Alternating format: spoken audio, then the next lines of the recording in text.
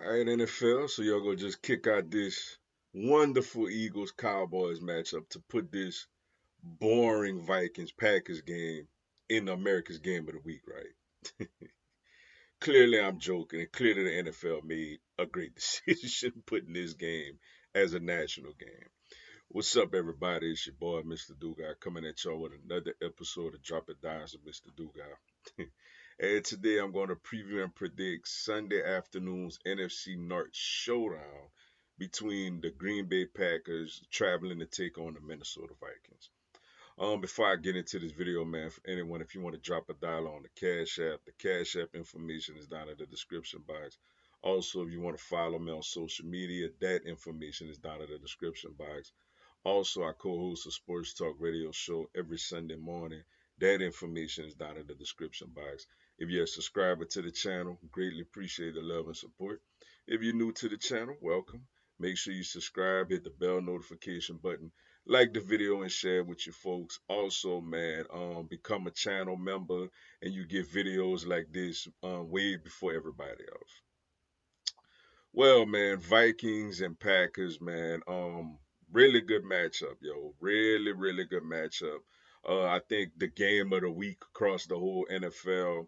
I jokingly say, man, you know that either one of the Eagles or Cowboys suck, or they got another really, really good game for a Cowboys game to be moved off of a national time slot. But it's a big one, man. I mean, the Vikings are trying to keep pace with the Lions, not only for the division but for the number one seed.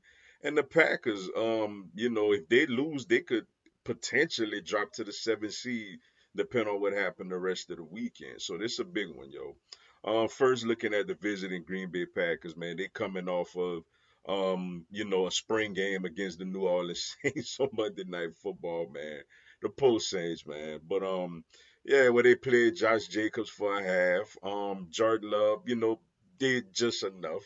But they led by Josh Jacobs, man, who's been just outstanding for them.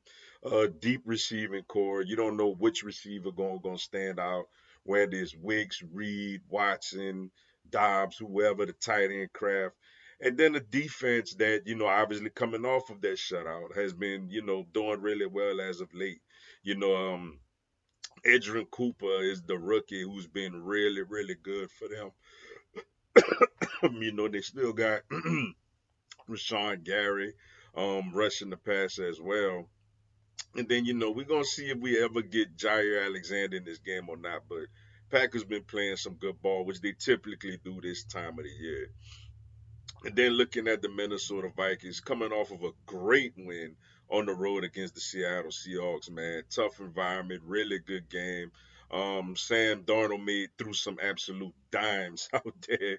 Jefferson absolutely dominated that game.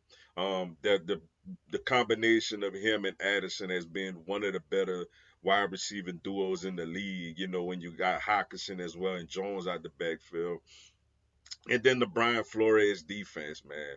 Obviously they gave up a little bit in this game against Seattle, but overall this defense has been outstanding.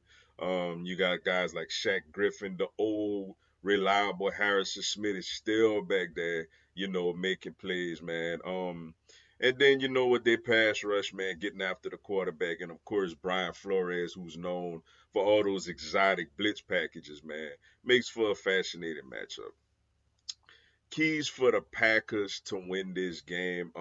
Obviously they got to get off to a good start. Get off to a good start. US Bank Stadium is going to be rocking with the Skull chants and all that, and the little horn going off every time something good happens. So for Green Bay, it's getting off to a good start, man. And taking that crowd out the game, because I do think that crowd is going to really be electrifying in this game.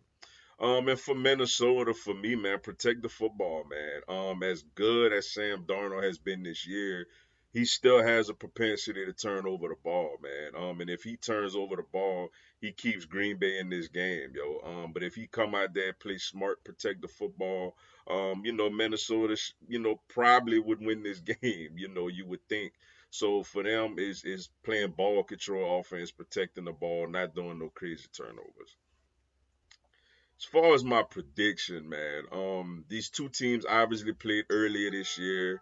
Minnesota got out to like a 28 nothing lead in the second quarter. I know Jordan Love was just coming back from the injury he sustained against my Eagles in Brazil. It took a while for him to get going in the second half. He did bring Green Bay somewhat all the way back. They did cut it to two, with an onside kick opportunity, but Minnesota dominated that game at Lambeau.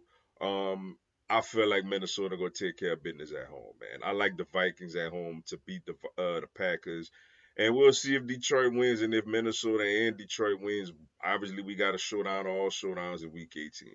But I like the Vikings to do their part and get the win over the Packers at home. But with that being said, man, that's all I got for y'all today. Appreciate y'all checking out the video. Hit the like button for your boy. Give me a subscribe. I have Philadelphia Eagles, NFL, and content of my other teams throughout the year. Also, if you want to become a member of the channel, join my membership, and you could get this video hours before everyone else. Y'all have a blessed one. Fly Eagles, fly.